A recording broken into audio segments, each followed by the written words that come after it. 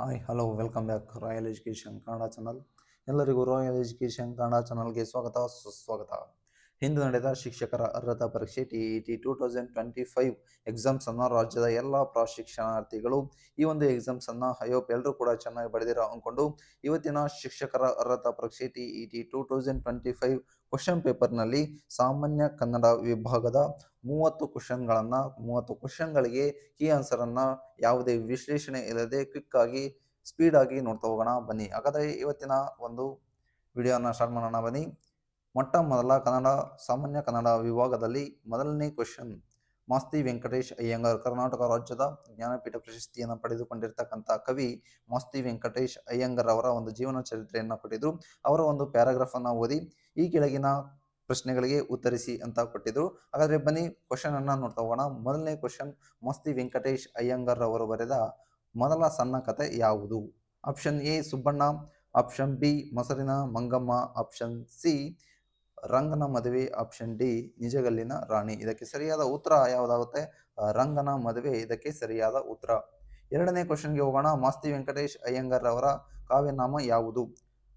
Option 1 Masti, option 2 Srinivas, option 3 Kannada ಕಥಾ ಬ್ರಹ್ಮ, option 4 Sriranga. ಇದಕ್ಕೆ ಸರಿಯಾದ ಉತ್ತರ ಯಾವುದು? ಶ್ರೀನಿವಾಸ ಇದಕ್ಕೆ ಸರಿಯಾದ ಉತ್ತರ ಆಗುತ್ತೆ. ನೆಕ್ಸ್ಟ್ ಇದಕ್ಕೆ ಪ್ರೂಫ್ ಇಲ್ಲಿದೆ ನೋಡಿ. ಮಾಸ್ತಿ ವೆಂಕಟೇಶ್ ಅಯ್ಯಂಗಾರ್ ಅವರ ವಿದ್ಯಾರ್ಥಿಯಾಗಿದ್ದಾಗಲೇ ಸಾಹಿತ್ಯ ರಚನೆಗೆ ಪ್ರಾರಂಭಿಸಿದರು. 1910ರಿಂದ 1911ರ ಸುಮಾರಿನಲ್ಲಿ ರಂಗನ ಮದುವೆ ಎಂಬ ಮೊದಲ ಸಣ್ಣ ಕಥೆಯನ್ನು ಬರೆದರು. ಮತ್ತೆ ಇವರು ಶ್ರೀನಿವಾಸ ಎಂಬುದು ಅವರ ಕಾವ್ಯನಾಮ ಆಗಿತ್ತು. ಇದು ಮೊದಲು ಮತ್ತು ಎರಡನೇ ಕ್ವಶನ್ಗೆ ಸರಿಯಾಗಿರ್ತಕ್ಕಂಥ ಆನ್ಸರ್ ಇದಾಗಿತ್ತು. ಹಾಗಾದರೆ ಮೂರನೇ ಕ್ವಶನ್ಗೆ ನೋಡ್ತಾ ಹೋಗೋಣ. ಮೂರನೇ ಕ್ವಶನ್ಗೆ ಯಾವುದು ಆನ್ಸರ್ ಆಗುತ್ತೆ ಅಂತಕ್ಕಂಥದ್ದು, ಮಾಸ್ತಿಯವರು ಬರೆದ ಸುಬ್ಬಣ್ಣ ನೇಳ್ಗತೆಯು ಹೊಂದಿರುವ ಕಥಾ ವಿಷಯ ಯಾವುದು? ಆಪ್ಷನ್ 1 ವಿಜ್ಞಾನಿಯ ಬವಣೆ, ಆಪ್ಷನ್ 2 ಸಂಗೀತಗಾರನ ಜೀವನ, ಆಪ್ಷನ್ 3 ಆಟಗಾರನ ಬದುಕು, ಆಪ್ಷನ್ ಡಿ ಬರಹಗಾರನ ಸಾಧನೆ. ಅಂದರೆ ಮಾಸ್ತಿಯವರು ಬರೆದ ಸುಬ್ಬಣ್ಣ ನೇಳ್ಗತೆಯು ಯಾವುದರನ್ನ ಕುರಿತು ತಿಳಿಸುತ್ತೆ ಅಂತಕ್ಕಂಥದ್ದು ಈ ಒಂದು ಕ್ವಶನ್ನ ಅರ್ಥ ಆಗುತ್ತೆ. ಹಾಗಾದರೆ ಇದಕ್ಕೆ ಸರಿಯಾದ ಉತ್ತರ ಯಾವುದು? ಆಪ್ಷನ್ 2 ಸಂಗೀತಗಾರನ ಜೀವನ ಇದಕ್ಕೆ ಸರಿಯಾದ ಉತ್ತರ ಆಗುತ್ತೆ. ನೆಕ್ಸ್ಟ್ ಕ್ವಶನ್ ನೋಡ್ತಾ ಹೋಗೋಣ. ಕ್ವಶನ್ ನಂಬರ್ 4, ಮಾಸ್ತಿಯವರು ಬರೆದ ಗುರುದಕ್ಷಿಣೆ ಭಾಷಾಂತರವಾಗಿರುವುದು ಯಾವ ಭಾಷೆಗೆ? ಆಪ್ಷನ್ 1 ಹಿಂದಿ ಭಾಷೆಗೂ, ಆಪ್ಷನ್ 2 ತಮಿಳು ಭಾಷೆಗೂ, ಆಪ್ಷನ್ 3 ತೆಲುಗು ಭಾಷೆಗೂ, ಆಪ್ಷನ್ 4 ಗುಜರಾತಿ ಭಾಷೆಗೆ. ಇದಕ್ಕೆ ಸರಿಯಾದ ಉತ್ತರ ಯಾವುದು? ತಮಿಳು ಭಾಷೆಗೆ ಇದಕ್ಕೆ ಸರಿಯಾದ ಉತ್ತರ ಆಗಿರುತ್ತೆ. ಹಾಗಾದರೆ ಇದಕ್ಕೆ ಪ್ರೂಫ್ ಎಲ್ಲಿತ್ತು ಪ್ಯಾರಾಗ್ರಾಫ್ನಲ್ಲಿ ಅಂದರೆ, ಸಂಗೀತಗಾರನೊಬ್ಬನ ಜೀವನವನ್ನು ಆಧರಿಸಿರುವ ಸುಬ್ಬಣ್ಣ ಎಂಬ ನೇಳ್ಗತೆ ಪ್ರಪಂಚದ ಅತ್ಯುತ್ತಮ ಕಥೆಗಳ ಸಾಲಿಗೆ ಸೇರುವಂಥದ್ದು ಅಂತ ಈ ಒಂದು ಪ್ಯಾರಾಗ್ರಾಫ್ನಲ್ಲಿ ಇಲ್ಲಿ ಕೊಟ್ಟಿದ್ರು. ಇದಕ್ಕೆ ಪ್ರೂಫ್ ಇರ್ತಕ್ಕಂಥದ್ದು. ಮತ್ತೆ ಸಣ್ಣ ಕಥೆಗಳು 2ನೇ ಸಂಪುಟ ಗುರುದಕ್ಷಿಣೆ ಎಂಬ ಹೆಸರಿನಲ್ಲಿ ತಮಿಳು ಭಾಷೆಗೆ ಭಾಷಾಂತರವಾಗಿರ್ತಕ್ಕಂಥದ್ದು. ನೋಡಿ, ತಮಿಳು ಭಾಷೆಗೆ ಭಾಷಾಂತರ ಆಗಿದೆ ಗುರುದಕ್ಷಿಣೆ ಎಂಬ ಸಣ್ಣ ಕಥೆ ಆಗಿರ್ತಕ್ಕಂಥದ್ದು. ಇವರ ಮಾಸ್ತಿ ವೆಂಕಟೇಶ್ ಅಯ್ಯಂಗಾರ್ ಅವರ ಒಂದು ಸಣ್ಣ ಕಥೆ ಗುರುದಕ್ಷಿಣೆ ಅಂತಕ್ಕಂಥದ್ದು. ಇದು ತಮಿಳು ಭಾಷೆಗೆ ಭಾಷಾಂತರ ಆಗಿರ್ತಕ್ಕಂಥದ್ದು. ನೆಕ್ಸ್ಟ್ ನೋಡ್ತಾ ಹೋಗೋಣ ಬನ್ನಿ. ನೆಕ್ಸ್ಟ್ ಕ್ವಶನ್, ಸಾರ್ವಜನಿಕರು ಮಾಸ್ತಿ ಅವರನ್ನು ಸನ್ಮಾನಿಸಿದ್ದು ಅವರಿಗೆ ಈ ಪ್ರಶಸ್ತಿ ದೊರೆತಾಗ? ಆಪ್ಷನ್ 1 ರಾಜ್ಯ ಸಾಹಿತ್ಯ ಅಕಾಡೆಮಿ ಪ್ರಶಸ್ತಿ, ಆಪ್ಷನ್ 2 ಗೌರವ ಡಿಲೀಟ್ ಪ್ರಶಸ್ತಿ, ಆಪ್ಷನ್ 3 ಪಂಪ ಪ್ರಶಸ್ತಿ, ಆಪ್ಷನ್ 4 ದೆಹಲಿ ಸಾಹಿತ್ಯ ಅಕಾಡೆಮಿ ಪ್ರಶಸ್ತಿ. ಇದಕ್ಕೆ ಸರಿಯಾದ ಉತ್ತರ ಯಾವುದು? ದೆಹಲಿ ಸಾಹಿತ್ಯ ಅಕಾಡೆಮಿ ಪ್ರಶಸ್ತಿ ಇದಕ್ಕೆ ಸರಿಯಾದ ಉತ್ತರ ಆಗಿರುತ್ತೆ. ನೆಕ್ಸ್ಟ್ ಕ್ವಶನ್ ನೋಡ್ತಾ ಹೋಗೋಣ. ಮಾಸ್ತಿಯವರ ಕೆಲವು ಸಣ್ಣ ಕಥೆಗಳು ಪ್ರಕಟವಾದ ವರ್ಷ ಯಾವುದು? ಅಂದರೆ ಮಾಸ್ತಿ ವೆಂಕಟೇಶ್ ಅವರು ಅಯ್ಯಂಗಾರ್ ಅವರು ಬರೆದಿರ್ತಕ್ಕಂಥ ಕೆಲವು ಸಣ್ಣ ಕಥೆಗಳು ಪ್ರಕಟವಾಗಿರ್ತಕ್ಕಂಥ ವರ್ಷ ಯಾವುದು ಅಂದರೆ, option A option 1 1968, option B 1920, option 3 1911, option 4 1910. ಇದಕ್ಕೆ ಸರಿಯಾದ ಉತ್ತರ 1920 ಇದಕ್ಕೆ ಸರಿಯಾದ ಉತ್ತರ ಆಗುತ್ತೆ. ಇದು ಪ್ಯಾರಾಗ್ರಾಫ್ನಲ್ಲಿ ಎಲ್ಲಿ ಬಂದಿತ್ತು ಅಂದರೆ ನೋಡಿ, 1920ರಲ್ಲಿ ಕೆಲವು ಸಣ್ಣ ಕಥೆಗಳು ಎಂಬ ಪ್ರಥಮ ಪುಸ್ತಕ ಪ್ರಕಟವಾಯಿತು ಅಂತ ಇಲ್ಲಿ ಪ್ಯಾರಾಗ್ರಾಫ್ನಲ್ಲಿ ಕೊಟ್ಟಿದ್ರು.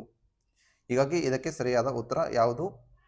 ಸಣ್ಣ ಕಥೆಗಳು ಎಂಬ ಪುಸ್ತಕ 1920ರಲ್ಲಿ ಪ್ರಕಟ ಆಗಿರ್ತಕ್ಕಂಥದ್ದು. ಕೆಲವು ಸಣ್ಣ ಕಥೆಗಳು ಎಂಬ ಪುಸ್ತಕ 1920ರಲ್ಲಿ ಪ್ರಕಟ ಆಗಿರ್ತಕ್ಕಂಥದ್ದು ಇಲ್ಲಿ ನೋಡ್ತಾ ಇರ್ಬೋದು. ನೆಕ್ಸ್ಟ್ 1968ರಲ್ಲಿ ಮಾಸ್ತಿಯವರ ಸಣ್ಣ ಕಥೆಗಳು ಗ್ರಂಥಕ್ಕೆ ದೆಹಲಿ ಸಾಹಿತ್ಯ ಅಕಾಡೆಮಿಯ ಬಹುಮಾನ ದೊರೆಯಿತು. ಆ ಒಂದು ಸಂದರ್ಭದಲ್ಲಿ ಮೈಸೂರಿನ ಸಾರ್ವಜನಿಕರು ಅವರನ್ನ ಸನ್ಮಾನಿಸಿದ್ರು. ಇದಕ್ಕೆ ಸರಿಯಾದ ಉತ್ತರ ಆಗಿರುತ್ತೆ. ದೆಹಲಿ ಸಾಹಿತ್ಯ ಅಕಾಡೆಮಿ ಲಭಿಸಿದಾಗ ಸಾರ್ವಜನಿಕರು ಮಾಸ್ತಿಯವರನ್ನು ಸನ್ಮಾನಿಸಿದ್ದು ಅವರಿಗೆ ಈ ಒಂದು ಪ್ರಶಸ್ತಿ ಅಂದರೆ ದೆಹಲಿ ಸಾಹಿತ್ಯ ಅಕಾಡೆಮಿ ಪ್ರಶಸ್ತಿ ದೊರೆತಾಗ. ನೆಕ್ಸ್ಟ್ ಕ್ವಶನ್ ನೋಡ್ತಾ ಹೋಗೋಣ. 7ನೇ ಕ್ವಶನ್ಗೆ ಬಂದು ಮಾಸ್ತಿಯವರಿಗೆ ಈ ಹೇಳಿಕೆ ಅನ್ವಯವಾಗುವುದಿಲ್ಲ ಅಂತಕ್ಕಂಥದ್ದು 7ನೇ ಕ್ವಶನ್ ಆಗಿರುತ್ತೆ. ಇದಕ್ಕೆ ಸರಿಯಾದ ಉತ್ತರ ಆಪ್ಷನ್ ಎ. ಆಪ್ಷನ್ 1 ಚುಟುಕು ಬ್ರಹ್ಮ ಆಗುತ್ತೋ, ಆಪ್ಷನ್ 2 ಕನ್ನಡ ಕಥಾ ಬ್ರಹ್ಮ ಆಗುತ್ತೋ, ಆಪ್ಷನ್ 3 ಸಣ್ಣ ಕಥೆಗಳ ಪಿತಾಮಹ ಆಗುತ್ತೋ, ಆಪ್ಷನ್ 4 ಕಥೆಗಾರರ ಅಣ್ಣ ಆಗುತ್ತೋ. ಇದಕ್ಕೆ ಸರಿಯಾದ ಉತ್ತರ ಯಾವುದು ಅಂದರೆ ಚುಟುಕು ಬ್ರಹ್ಮ ಇದಕ್ಕೆ ಸರಿಯಾದ ಉತ್ತರ. ಯಾಕೆ ಅಂದರೆ ಚುಟುಕು ಬ್ರಹ್ಮ ಅಂತಕ್ಕಂಥದ್ದು ಮಾಸ್ತಿಯವರಿಗೆ ಕರೆಯೋದಿಲ್ಲ. ದಿನಕರ ದೇಸಾಯಿ ಅವರಿಗೆ ಚುಟುಕು ಬ್ರಹ್ಮ ಅಂತ ಕರಿತಾ ಹೋಗ್ತೀವಿ. ಇಲ್ಲಿ ಕೊಟ್ಟಿರ್ಬೋದು, ಪ್ರೂಫ್ ಅನ್ನು ಕೂಡ ಕೊಟ್ಟಿದ್ದೇವೆ. ಚುಟುಕು ಬ್ರಹ್ಮ ಅಂತ ದಿನಕರ ದೇಸಾಯಿ ಅವರಿಗೆ ನಾವು ಕರಿತಾ ಹೋಗ್ತೀವಿ. ಹಾಗಾದ್ರೆ ನೆಕ್ಸ್ಟ್ ಕ್ವಶನ್ ನೋಡ್ತಾ ಹೋಗೋಣ. ಅತ್ಯುತ್ತಮ ಪದದಲ್ಲಿರುವ ಸಂಧಿ ಯಾವುದು? Option A. ಆಪ್ಷನ್ 1 ಎಣ್ ಸಂಧಿ ಆಗುತ್ತೋ, ಆಪ್ಷನ್ 2 ಜತ್ವ ಸಂಧಿ ಆಗುತ್ತೋ, ಆಪ್ಷನ್ 3 ಆದೇಶ ಸಂಧಿ ಆಗುತ್ತೋ, ಆಪ್ಷನ್ 4 ಗುಣ ಸಂಧಿ ಆಗುತ್ತೋ. ಇದಕ್ಕೆ ಸರಿಯಾದ ಉತ್ತರ ಎಣ್ ಸಂಧಿ. ಈಗಾಗಲೇ ನೋಡಿ ಇಲ್ಲಿ ಕೊಟ್ಟಿದ್ದೇವೆ. ಎಣ್ ಸಂಧಿ ಅಂದ್ರೇನು, ಎಣ್ ಸಂಧಿಯ ಉದಾಹರಣೆಯನ್ನು, ಸಂಧಿ ಅಂದ್ರೇನು, ಸಂಧಿಯ ವಿಧಗಳು ಯಾವುವು ಅಂತಕ್ಕಂಥದ್ದನ್ನ ಇಲ್ಲಿ ಚರ್ಚೆ ಮಾಡ್ತಾ ಹೋದ್ರೆ ಸುಮಾರು 1 ಗಂಟೆಗಳ ಕಾಲ ಸಂಧಿ ಬಗ್ಗೆನೇ ನಾವು ಚರ್ಚೆ ಮಾಡಬೇಕಾಗುತ್ತೆ. ಹೀಗಾಗಿ ನಾವು ಯಾವ ಒಂದು ಸಂಧಿಯ ಬಗ್ಗೆನೂ ಕೂಡ ಇಲ್ಲಿ ವಿಶ್ಲೇಷಣೆಯನ್ನ ಕೊಡೋಕೆ ಇಷ್ಟಪಡೋದಿಲ್ಲ. ಇಲ್ಲಿ ಎಣ್ ಸಂಧಿ ಮಾತ್ರ ನಿಮಗೆ ವಿಶ್ಲೇಷಣೆಯನ್ನ ಕೊಡ್ತೀವಿ. ಎಣ್ ಸಂಧಿಯ ಒಂದು ಉದಾಹರಣೆಗಳನ್ನ ಇಲ್ಲಿ ಕೊಟ್ಟಿದ್ದೀವಿ ನೋಡಿ. ಅತಿ ಪ್ಲಸ್ ಉತ್ತಮ, ಅತ್ಯುತ್ತಮ. ಇದಕ್ಕೆ ಸರಿಯಾದ ಉತ್ತರ ಎಣ್ ಸಂಧಿ ಆಗುತ್ತೆ. ನೆಕ್ಸ್ಟ್ ಕ್ವಶನ್ ನೋಡ್ತಾ ಹೋಗೋಣ ಬನ್ನಿ. ನೆಕ್ಸ್ಟ್ ಕ್ವಶನ್ ಸೂಚನೆ. ಈ ಕೆಳಗಿನ ಪದ್ಯ ಭಾಗವನ್ನು ಓದಿಕೊಂಡು 9ರಿಂದ 15ರವರೆಗಿನ ಪ್ರಶ್ನೆಗಳಿಗೆ ಉತ್ತರಿಸಿ. ನೋಡಿ ಪದ್ಯವನ್ನು ಕೊಟ್ಟಿದ್ದಾರೆ, ಪದ್ಯ ಭಾಗವನ್ನು ಕಂಪ್ಲೀಟ್ ಆಗಿ ನೀವು ಓದ್ಕೊಂಡು ನೆಕ್ಸ್ಟ್ ಕ್ವಶನ್ಗೆ ಬರ್ತಕ್ಕಂಥ ಕೆಳಗಿನ ಕ್ವಶನ್ಗಳಿಗೆ ನೀವು ಆನ್ಸರ್ ಮಾಡಬೇಕಾಗುತ್ತೆ. ಹಾಗಾದರೆ ನಾವೀಗಾಗಲೇ ಈ ಒಂದು ಪದ್ಯವನ್ನು ನಾನು ಓದಿದ್ದೇನೆ. ಬನ್ನಿ ಹಾಗಾದರೆ ನೆಕ್ಸ್ಟ್ ಕ್ವಶನ್ ನೋಡ್ತಾ ಹೋಗೋಣ. 9ನೇ ಕ್ವಶನ್ ನೆನಪಿನ ಬೆಳೆಯನ್ನು ತೂಗಿರುವುದು. ಆಪ್ಷನ್ 1 ಇಳೆ, ಆಪ್ಷನ್ 2 ಮಳೆ, ಆಪ್ಷನ್ 3 ಕೊಳೆ, ಆಪ್ಷನ್ 4 ಹೊಳೆ. ಇದಕ್ಕೆ ಸರಿಯಾದ ಉತ್ತರ ಯಾವುದಾಗುತ್ತೆ? ಆಪ್ಷನ್ 2 ಮಳೆ ಸರಿಯಾದ ಉತ್ತರ ಆಗುತ್ತೆ. ವೆರಿ ವೆರಿ ಇಂಪಾರ್ಟೆಂಟ್ ಆಗಿರ್ತಕ್ಕಂಥದ್ದು. ನೋಡಿ ರಾಜ್ಯದಲ್ಲಿ 3 ಲಕ್ಷಕ್ಕೂ ಹೆಚ್ಚು ಸ್ಟೂಡೆಂಟ್ಸ್ಗಳು ಈ ಒಂದು TET 2025ಗೆ ಅಪ್ಲಿಕೇಶನ್ ಅನ್ನು ಹಾಕಿರೋದು. ಅದರಲ್ಲಿ ಸೆಲೆಕ್ಟ್ ಆಗೋದು ಕೇವಲ ಕೆಲವು ಸ್ಟೂಡೆಂಟ್ಸ್ ಮಾತ್ರ. 20ರಿಂದ 30 ಸಾವಿರ ಸ್ಟೂಡೆಂಟ್ಸ್ ಮಾತ್ರ ಇಲ್ಲಿ ಅರ್ಹತೆಯನ್ನು ಪಡ್ಕೊಳ್ತಾರೆ. ಹೀಗಾಗಿ ನೋಡಿ ಯಾರೆಲ್ಲ ಕಷ್ಟಪಟ್ಟು ನಿರಂತರವಾಗಿ ಓದಿರ್ತೀರ ಅವರಿಗೆ ಒಂದಲ್ಲ ಒಂದು ದಿನ ಅವರಿಗೆ ಗೆಲುವು ಅವರಿಗೆ ಖಚಿತವಾಗಿ ಇರ್ತಕ್ಕಂಥದ್ದು. ಹಾಗಾದರೆ ಬನ್ನಿ, ಅದೇನೇ ಇರಲಿ, ಲೈಫ್ ಈಸ್ ಬ್ಯೂಟಿಫುಲ್. ನಿರಂತರವಾಗಿ ಸ್ಟಡಿ ಇದ್ದರೆ ನಿಮಗೆ ಬ್ಯೂಟಿಫುಲ್ ಆಗುತ್ತೆ. 2026 ವರ್ಷ ನಿಮ್ಮ ಒಂದು ಭವಿಷ್ಯಕ್ಕೆ ಭದ್ರ ಬುನಾದಿ ಆಗಬಹುದು ಈ ಒಂದು ಎಕ್ಸಾಮ್ಸನ್ನು ನೀವು ಸರಿಯಾಗಿ ಬರೆದಿದ್ರೆ. ಅದೇನೇ ಇರಲಿ, ಬನ್ನಿ ನೆಕ್ಸ್ಟ್ ಕ್ವಶನ್ ಅನ್ನು ನೋಡ್ತಾ ಹೋಗೋಣ. 10ನೇ ಕ್ವಶನ್ ಕವಿ ಹೇಳುವಂತೆ ಮರುಕಳಿಸುವುದು. ಆಪ್ಷನ್ 1 ಆನಂದ, ಆಪ್ಷನ್ 2 ಸ್ನೇಹ, ಆಪ್ಷನ್ 3 ನೆನಪು, ಆಪ್ಷನ್ 4 ಸಂಬಂಧ. ಇದಕ್ಕೆ ಸರಿಯಾದ ಉತ್ತರ ಯಾವುದಾಗುತ್ತೆ?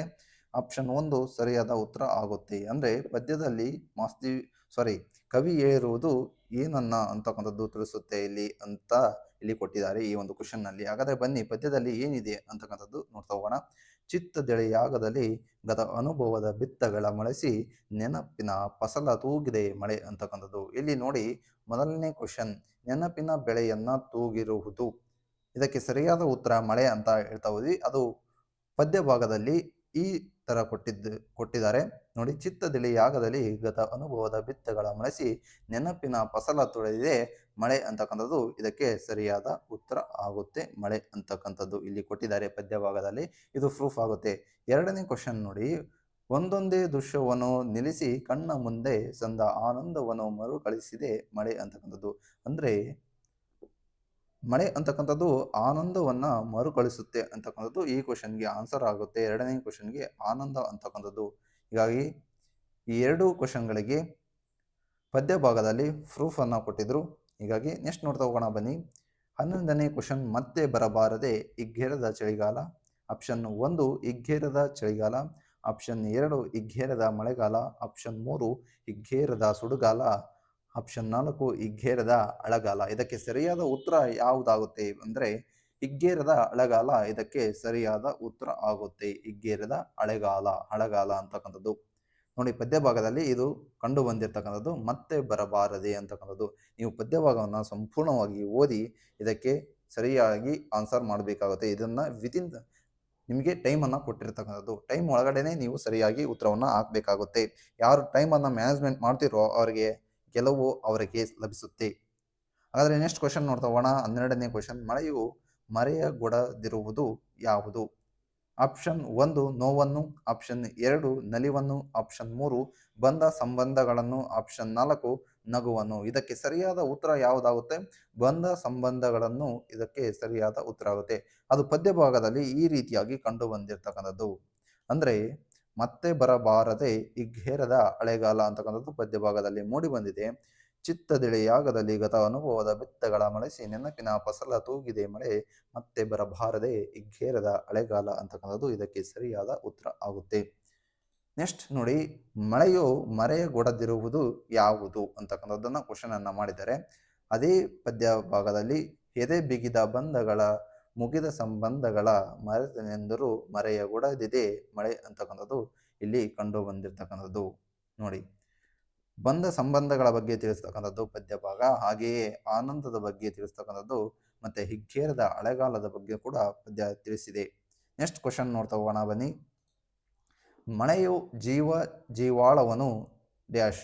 ಆಪ್ಷನ್ 1 ತೊಳೆಸಿದೆ, ಆಪ್ಷನ್ 2 ಕಲಕಿದೆ, ಆಪ್ಷನ್ 3 ಅಲುಗಾಡಿಸಿದೆ, ಆಪ್ಷನ್ 4 ಮರೆಸಿದೆ. ಇದಕ್ಕೆ ಸರಿಯಾದ ಉತ್ತರ ಯಾವುದು ಅಂದರೆ ಕಲಕಿದೆ ಇದಕ್ಕೆ ಸರಿಯಾದ ಉತ್ತರ ಆಗುತ್ತೆ. ನೆಕ್ಸ್ಟ್ ಕ್ವಶನ್ ನೋಡ್ತಾ ಹೋಗೋಣ. 14ನೇ ಕ್ವಶನ್, ಸುಖ ದುಃಖ ಎನ್ನುವುದು ಡ್ಯಾಶ್. ಆಪ್ಷನ್ 1 ನುಡಿಗಟ್ಟು, ಆಪ್ಷನ್ 2 ದ್ವಿರುಕ್ತಿ, ಆಪ್ಷನ್ 3 ಜೋಡು ನುಡಿ, ಆಪ್ಷನ್ 4 ಅನುಕರಣವೀಯ. ಇದಕ್ಕೆ ಸರಿಯಾದ ಉತ್ತರ ಜೋಡು ನುಡಿ ಅಂತಕ್ಕಂಥದ್ದು ಇದಕ್ಕೆ ಸರಿಯಾದ ಉತ್ತರ ಆಗುತ್ತೆ. ನೋಡಿ, ಗರಗರನೆ ಅಂದರೆ ಅದು ದ್ವಿರುಕ್ತಿ ಆಗುತ್ತೆ. ಇದು ಜೋಡು ನುಡಿ ಅಂದರೆ ಮೊದಲನೇ ಪದಕ್ಕೂ ಮತ್ತು ಎರಡನೇ ಪದಕ್ಕೂ ಒಂದು ಸಂಬಂಧ ಇರತಕ್ಕಂಥದ್ದು. ಅದೇ ಸುಖ ದುಃಖ ವಿರುದ್ಧ ಪದವನ್ನು ಕೂಡ ಸೂಚಿಸುತ್ತೆ ಜೋಡು ನುಡಿ ಅನ್ನೋಕ್ಕಂಥದ್ದು. ಮತ್ತೆ ನೋಡಿ, ಅನುಕರಣವೇ ಅಂದರೆ ಅವನು ರಪರಪನೆ ಹೊಡೆದನು, ಅವನು ದರದರನೆ ಓಡಿ ಬಂದನು ಅಂತಕ್ಕಂಥ ಒಂದು ವಾಕ್ಯ ಅನುಕರಣವೇಯವನ್ನು ತಿಳಿಸುತ್ತೆ. ಹಾಗಾದರೆ ನೆಕ್ಸ್ಟ್ ನೋಡ್ತಾ ಹೋಗೋಣ ಬನ್ನಿ. ನೋಡಿ, ಜೀವಾಳವನಿ ಕಲಕಿ ಸುಮಧುರವಿ ನೋವಿನಿಂದ ಭಾವವೇಗ ಬೆಳೆಸಿದೆ ಮಳೆ ಅಂತಕ್ಕಂಥದ್ದು ಪದ್ಯ ಭಾಗದಲ್ಲಿ ಮೂಡಿ ಬಂದಿದೆ. ಕಲಕಿ ಅಂತಕ್ಕಂಥದ್ದು ಇದಕ್ಕೆ ಸರಿಯಾದ ಉತ್ತರ. ನೆಕ್ಸ್ಟ್ ನೋಡ್ತಾ ಹೋಗೋಣ ಬನ್ನಿ. 15ನೇ ಕ್ವಶನ್ಗೆ ಬಂದಿದ್ದೇವೆ. ಪಯಣ ಪದದ ತತ್ಸಮ ರೂಪ ಯಾವುದು? ಆಪ್ಷನ್ 1 ಪ್ರಯಾಣ, ಆಪ್ಷನ್ 2 ಪ್ರಯಾಸ, ಆಪ್ಷನ್ 3 ಯಾತ್ರೆ, ಆಪ್ಷನ್ 4 ಪ್ರೇರಣೆ. ಇದಕ್ಕೆ ಸರಿಯಾದ ಉತ್ತರ ಯಾವುದಾಗುತ್ತೆ? ಪ್ರಯಾಣ. ಪಯಣ ಪದದ ತತ್ಸಮ ರೂಪ ಪ್ರಯಾಣ ಇದಕ್ಕೆ ಸರಿಯಾದ ಉತ್ತರ ಆಗುತ್ತೆ. ನೆಕ್ಸ್ಟ್ ನಿಮಗೆ ತತ್ಸಮ ತದ್ಭವದ ಬಗ್ಗೆ ಇಲ್ಲಿ ವಿಶ್ಲೇಷಣೆ ಮಾಡೋಕ್ಕೆ ಸಾಧ್ಯ ಆಗೋದಿಲ್ಲ, ಯಾಕೆಂದರೆ ಟೈಮ್ ಮ್ಯಾನೇಜ್ಮೆಂಟ್ ಮಾಡೋಕ್ಕೆ ಆಗುತ್ತೆ. ಟೈಮ್ ಮ್ಯಾನೇಜ್ಮೆಂಟ್ ಮಾಡೋಕ್ಕೆ ಇಲ್ಲಿ ಸಾಕಷ್ಟು ಸಮಯ ಇಡುತ್ತೆ. ಹೀಗಾಗಿ ನೋಡಿ, ತತ್ಸಮ ತದ್ಭವದ ಬಗ್ಗೆ ನಾವು ಚಾಟನ್ನು ನೀಡಿದ್ದೇವೆ. ಮತ್ತು ಅನುನಾಸಿಕದ ಬಗ್ಗೆ ಕೂಡ ನಿಮಗೆ ಚಾಟನ್ನು ನೀಡಿದ್ದೇವೆ. ಅನುನಾಸಿಕ ಅಂದರೆ ಏನು ಅಂತಕ್ಕಂಥದ್ದು, ಮೂಗಿನ ಸಹಾಯವನ್ನು ಪಡ್ಕೊಂಡು ಉಚ್ಚಾರಣೆಯನ್ನು ಮಾಡುವ ಒಂದು ಅಕ್ಷರಕ್ಕೆ ನಾವು ಅನುನಾಸಿಕ ಅಕ್ಷರ ಅಂತ ಕರಿತಾ ಹೋಗ್ತೀವಿ. ಇಲ್ಲಿ ನೋಡಿ, ನೆಕ್ಸ್ಟ್ ಕ್ವಶನ್ ಅದೇ ಇರೋದು. 16ನೇ ಕ್ವಶನ್, ಅನುನಾಸಿಕವಲ್ಲದ ಅಕ್ಷರ ಯಾವುದು? ಆಪ್ಷನ್ 1 ತ ಅಂತಕ್ಕಂಥದ್ದು, ಆಪ್ಷನ್ 2 ನ ಅಂತಕ್ಕಂಥದ್ದು, ಆಪ್ಷನ್ 3 ಮ ಅಂತಕ್ಕಂಥದ್ದು, ಆಪ್ಷನ್ 4 ಜ ಅಂತಕ್ಕಂಥದ್ದು. ಇದಕ್ಕೆ ಸರಿಯಾದ ಉತ್ತರ ಯಾವುದಾಗುತ್ತೆ? ಇದಕ್ಕೆ ಸರಿಯಾದ ಉತ್ತರ ಜ ಆಗುತ್ತೆ. ನೋಡಿ, ಚಾಟನ್ನು ಕೊಟ್ಟಿದ್ದೇನೆ ನೋಡಿ. ಕ ವರ್ಗದ 5ನೇ ಅಕ್ಷರ, ಚ ವರ್ಗದ 5ನೇ ಅಕ್ಷರ, ಟ ವರ್ಗದ 5ನೇ ಅಕ್ಷರ, ತ ವರ್ಗದ 5ನೇ ಅಕ್ಷರ, ಪ ವರ್ಗದ 5ನೇ ಅಕ್ಷರಕ್ಕೆ ನಾವು ಅನುನಾಸಿಕ ಪದಗಳು ಅಂತ ಕರಿತಾ ಹೋಗ್ತೀವಿ. ಹೀಗಾಗಿ ವೆರಿ ಇಂಪಾರ್ಟೆಂಟ್ ಆಗಿರ್ತಕ್ಕಂಥದ್ದು. ಮತ್ತು KE ಎಕ್ಸಾಮ್ಸ್ ಇದೆ. ನೆಕ್ಸ್ಟ್ KE ಎಕ್ಸಾಮ್ಸ್ಗೂ ಕೂಡ ಕೇಳುವ ಎಲ್ಲ ಚಾನ್ಸಸ್ಗಳು ಇರ್ತಕ್ಕಂಥದ್ದು. ಹೀಗಾಗಿ ಈ ಒಂದು ಕನ್ನಡ ಭಾಗದ ಎಲ್ಲ ಕ್ವಶನ್ಸ್ಗೂ ಮತ್ತು ಆನ್ಸರನ್ನು ತಿಳ್ಕೊಳ್ಳಿ. ಹೀಗಾಗಿ ವೆರಿ ಇಂಪಾರ್ಟೆಂಟ್ ಆಗಿರ್ತಕ್ಕಂಥದ್ದು ನೆಕ್ಸ್ಟ್ ಎಕ್ಸಾಮ್ಸ್ಗೆ. ನೆಕ್ಸ್ಟ್ ನೋಡ್ತಾ ಹೋಗೋಣ. 17ನೇ ಕ್ವಶನ್, ಕನ್ನಡ ವರ್ಣಮಾಲೆಯಲ್ಲಿರುವ ಒಟ್ಟು ವ್ಯಂಜನಗಳ ಸಂಖ್ಯೆ ಎಷ್ಟು? Option 1 25, option 2 9, option 3 13, option 4 34. ಇದಕ್ಕೆ ಸರಿಯಾದ ಉತ್ತರ ಯಾವುದಾಗುತ್ತೆ? ಆಪ್ಷನ್ 4 34 ಇದಕ್ಕೆ ಸರಿಯಾದ ಉತ್ತರ ಆಗುತ್ತೆ. ನೋಡಿ, ಕನ್ನಡ ವರ್ಣಮಾಲೆಯಲ್ಲಿರುವ ಒಟ್ಟು ವ್ಯಂಜನಗಳ ಸಂಖ್ಯೆ ಎಷ್ಟು? 34. ನೆಕ್ಸ್ಟ್ ಕ್ವಶನ್ ನೋಡ್ತಾ ಹೋಗೋಣ. 18ನೇ ಕ್ವಶನ್, ಮೇಲ್ವಾತು ಪದದಲ್ಲಿರುವ ಸಂಧಿ ಯಾವುದು? ಆಪ್ಷನ್ 1 ಲೋಪ ಸಂಧಿ ಆಗುತ್ತೋ, ಆಪ್ಷನ್ 2 ಅನುನಾಸಿಕ ಸಂಧಿ ಆಗುತ್ತೋ, ಆಪ್ಷನ್ 3 ಜತ್ವ ಸಂಧಿ ಆಗುತ್ತೋ, ಆಪ್ಷನ್ 4 ಆದೇಶ ಸಂಧಿ ಆಗುತ್ತೋ. ಇದಕ್ಕೆ ಸರಿಯಾದ ಉತ್ತರ ಯಾವುದು? ಮೇಲ್ವಾತು ಪದದಲ್ಲಿರುವ ಸಂಧಿ ಲೋಪ ಸಂಧಿ ಇದಕ್ಕೆ ಸರಿಯಾದ ಉತ್ತರ ಆಗುತ್ತೆ. ನೋಡಿ, ಸ್ವರ ಸಂಧಿ ಯಾವುವು, ವ್ಯಂಜನ ಸಂಧಿ ಯಾವುವು ಅಂತಕ್ಕಂಥದ್ದು ನಿಮಗೆ ಗೊತ್ತಿರಬೇಕಾಗುತ್ತೆ. ಸಂಧಿ ಕಂಪ್ಲೀಟ್ ಸಂಧಿ ಬಗ್ಗೆ ನಿಮಗೆ ಗೊತ್ತಿದ್ರೆ ಈ ಒಂದು ಕ್ವಶನ್ಗೆ ಆನ್ಸರನ್ನು ಮಾಡ್ತೀರಾ. ಇಲ್ಲಿ ಎಲ್ಲ ಸಂಧಿಗಳನ್ನು ನಾವು ವಿಶ್ಲೇಷಣೆ ಮಾಡೋಕ್ಕೆ ಸಾಧ್ಯ ಆಗೋದಿಲ್ಲ, ಟೈಮ್ ಭಾಳಷ್ಟು ಬೇಕಾಗುತ್ತೆ. ಹೀಗಾಗಿ ಕೇವಲ ಮೇಲ್ವಾತು ಪದದ ಒಂದು ಸಂಧಿಯನ್ನು ಬಿಡಿಸಿ ಬರೆದಿರತಕ್ಕಂಥದ್ದು, ಮೇಲ್ವಾತು ಎಂಬ ಪದವನ್ನು ಇಲ್ಲಿ ಬಿಡಿಸಿ ಬರೆದಿದ್ದೇವೆ. ಗಸಗಸ ಸಂಧಿ ಅಂತಲೂ ಕೂಡ ಕರಿತಾ ಹೋಗ್ತೀವಿ ಲೋಪ ಸಂಧಿಗೆ. ಕಾರಣ ಮೇಲ್ ಮತ್ತು ಮಾತು ಸೇರುವಾಗ ವ ಅಂತಕ್ಕಂಥ ಒಂದು ಸ್ವರ ಲೋಪವಾಗಿರ್ತಕ್ಕಂಥದ್ದು, ಹೀಗಾಗಿ ಇದನ್ನು ಲೋಪ ಸಂಧಿ ಅಂತ ಕರಿತಾ ಹೋಗ್ತೀವಿ. ನೆಕ್ಸ್ಟ್ 19ನೇ ಕ್ವಶನ್, ವೃದ್ಧಿ ಸಂಧಿಗೆ ಉದಾಹರಣೆ ಯಾವುದು?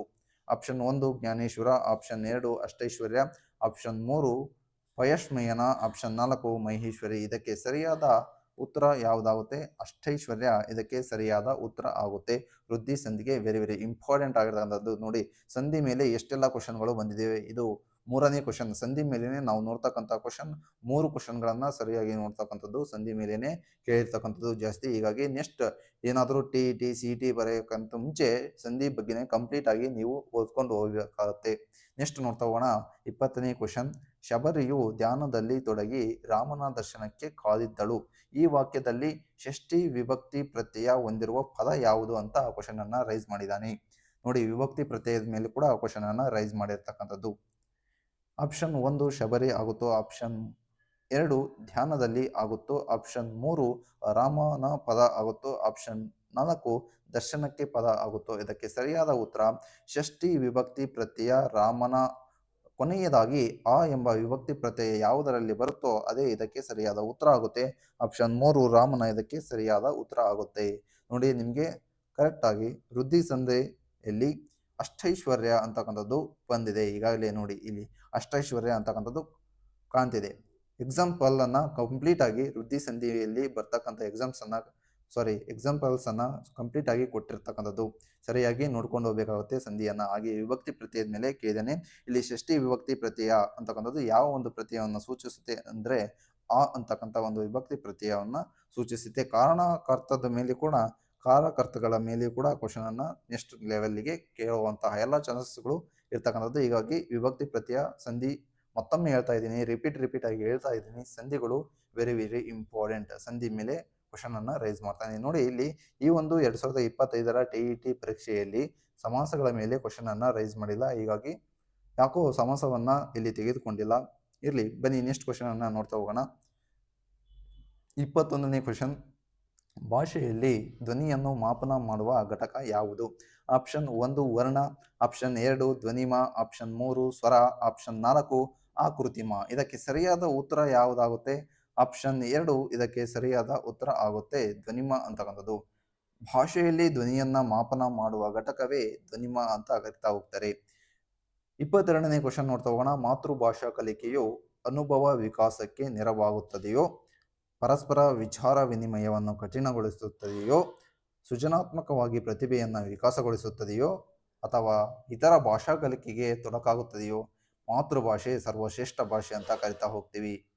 ಹೀಗಾಗಿ ಮಾತೃಭಾಷೆ ಸೃಜನಾತ್ಮಕವಾಗಿ ಪ್ರತಿಭೆಯನ್ನು ವಿಕಾಸಗೊಳಿಸುತ್ತದೆ.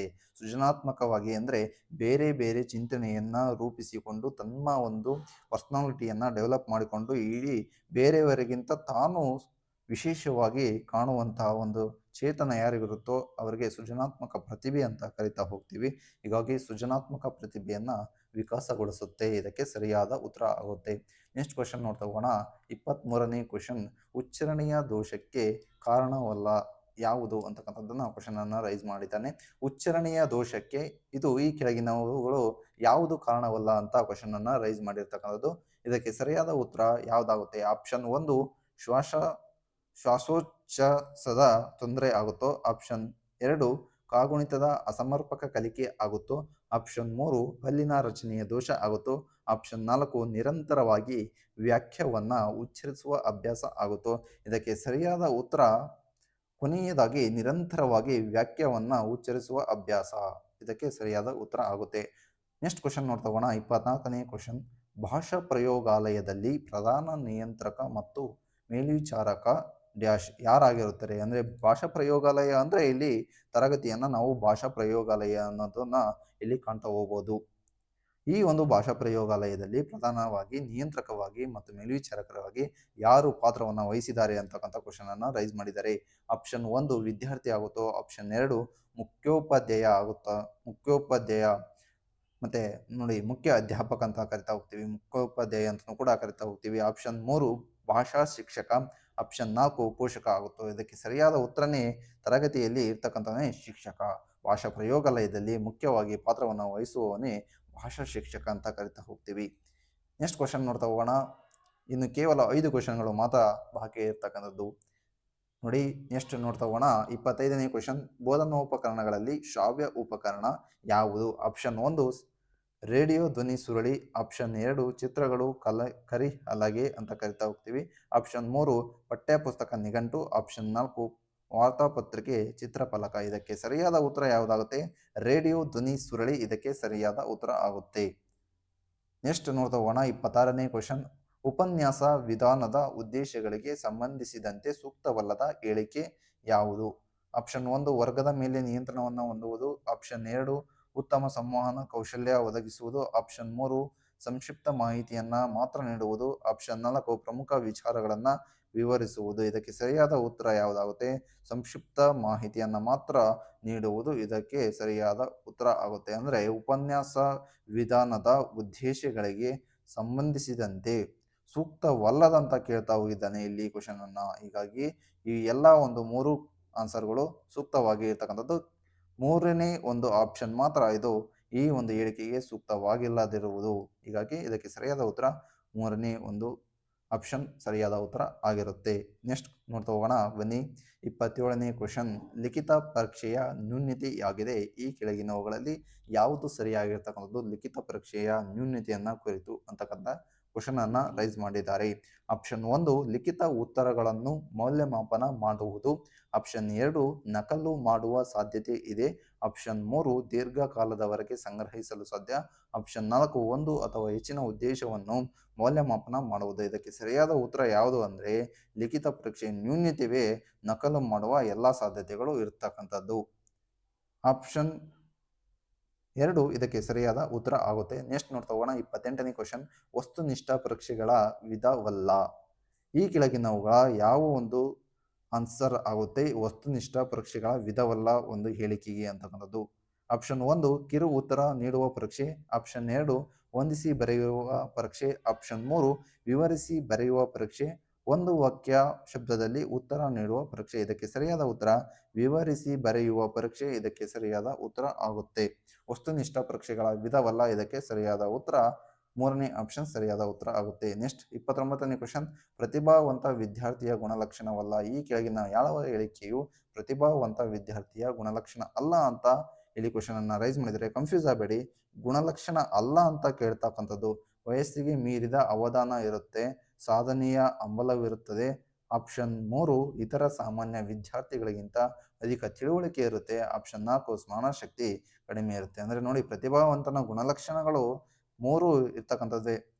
ವಯಸ್ಸಿಗೆ ಮೀರಿದಂತೆ ಅವಧಾನ ಹೆಚ್ಚು ಹಿತಾಸಕ್ತಿಯನ್ನು ತೋರ್ತಕ್ಕಂಥದ್ದು, ವಯಸ್ಸಿಗೆ ಮೀರಿದಂತೆ ಹೆಚ್ಚು ಹಿತಾಸಕ್ತಿಯನ್ನು ತೋರುತ್ತಾನೆ, ಸಾಧನೆಯ ಹಂಬಲ ಇರುತ್ತೆ ಅವನಿಗೆ, ಇತರ ಸಾಮಾನ್ಯ ವಿದ್ಯಾರ್ಥಿಗಳಿಗಿಂತ ಅಧಿಕ ತಿಳುವಳಿಕೆ ಅಂದರೆ ಒಂದು ಪರಿಕಲ್ಪನೆ ಅವನಿಗೆ ಇರತಕ್ಕಂಥದ್ದು.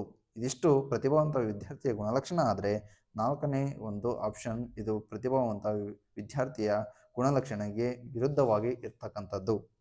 ಕೊನೆಯ ಕ್ವಶನ್ಗೆ ಬಂದಿದ್ದೇವೆ ನೋಡಿ. CCE ಇದರ ವಿಸ್ತೃತ ರೂಪ ಯಾವುದು? ನೋಡಿ ಯಾರೆಲ್ಲ ನಮ್ಮ ಒಂದು ವಾಟ್ಸಪ್ ಗ್ರೂಪ್ಗೆ ಜಾಯ್ನ್ ಆಗಿಲ್ಲ ಅಂದರೆ ಜಾಯ್ನ್ ಆಗಿ. ಟೆಲಿಗ್ರಾಮ್ ಗ್ರೂಪ್ ಇದೆ, ಆ ಒಂದು ಟೆಲಿಗ್ರಾಮ್ ಗ್ರೂಪ್ಗೂ ಕೂಡ ಜಾಯ್ನ್ ಆಗಿ. ನಮ್ಮ ಒಂದು ಚಾನಲ್ನಲ್ಲಿ ಬರ್ತಕ್ಕಂಥ ಎಲ್ಲ ತರಗತಿಯ PDF ರೂಪವನ್ನು ನಾವು ವಾಟ್ಸಪ್ ಗ್ರೂಪ್ನಲ್ಲಿ PDF ರೂಪದಲ್ಲಿ ಕೊಡ್ತಾ ಹೋಗ್ತೀವಿ. ಹೀಗಾಗಿ ಈ ಒಂದು ವಿಡಿಯೋದ ಡಿಸ್ಕ್ರಿಪ್ಷನ್ ಬಾಕ್ಸ್ನಲ್ಲಿ ವಾಟ್ಸಪ್ ಗ್ರೂಪ್ನ ಲಿಂಕನ್ನು ಕೊಟ್ಟಿರ್ತೀವಿ. ಅಲ್ಲಿ ಹೋಗಿ ಸಂಪೂರ್ಣವಾಗಿ ವಾಟ್ಸಪ್ ಗ್ರೂಪ್ನ ಲಿಂಕನ್ನು ಓಪನ್ ಮಾಡಿ ವಾಟ್ಸಪ್ ಗ್ರೂಪ್ಗೆ ಹೋಗಿ ಜಾಯಿನ್ ಆಗಿ PDF ರೂಪದಲ್ಲಿ ಎಲ್ಲವನ್ನು ಸಂಪೂರ್ಣವಾಗಿ ಅಪ್ಡೇಟ್ ಮಾಡ್ತಾ ಹೋಗ್ತೀವಿ. 30ನೇ ಕ್ವಶನ್, CCE ಇದರ ವಿಸ್ತೃತ ರೂಪ ಯಾವುದು? CCE ಅಂದರೆ ಏನು? CCE ಫುಲ್ ಫಾರ್ಮ್ ಅನ್ನು ನೋಡ್ತಾ ಹೋಗೋಣ. ಕಂಟಿನ್ಯೂಯಸ್ ಅಂಡ್ ಕಂಪ್ರೆನ್ಸಿವ್ ಇವ್ಯಾಲ್ಯೂಯೇಷನ್ ಅಂತ ಕರಿತಾ ಹೋಗ್ತೀವಿ. CCE ಅಂದರೆ ನಿರಂತರ ಸಮಗ್ರ ಮೌಲ್ಯಮಾಪನ ಅಂತ ಕರಿತಾ ಹೋಗ್ತೀವಿ. ಇದಕ್ಕೆ ಸರಿಯಾದ ಉತ್ತರ ನಿರಂತರ ಸಮಗ್ರ ಮೌಲ್ಯಮಾಪನ ಇದಕ್ಕೆ ಸರಿಯಾದ ಉತ್ತರ ಆಗುತ್ತೆ. ನೋಡಿ ಮೊದಲನೇ ಆಪ್ಷನ್ ನಿರಂತರ ಸಮಗ್ರ ಮೌಲ್ಯಮಾಪನ ಇದಕ್ಕೆ ಸರಿಯಾದ ಉತ್ತರ ಆಗುತ್ತೆ. ಇವತ್ತಿನ TET ಪರೀಕ್ಷೆಯಲ್ಲಿ ಯಾರೆಲ್ಲ ಕರೆಕ್ಟಾಗಿ 30ಕ್ಕೆ 30 ಕ್ವಶನ್ಗೆ ಸರಿಯಾಗಿ ಉತ್ತರವನ್ನು ಬರೆದಿದ್ರೋ ಅವರು ಕಮೆಂಟ್ಸ್ ಬಾಕ್ಸ್ನಲ್ಲಿ ಹಾಯ್ ಅಂತ ಕಳಿಸಿ.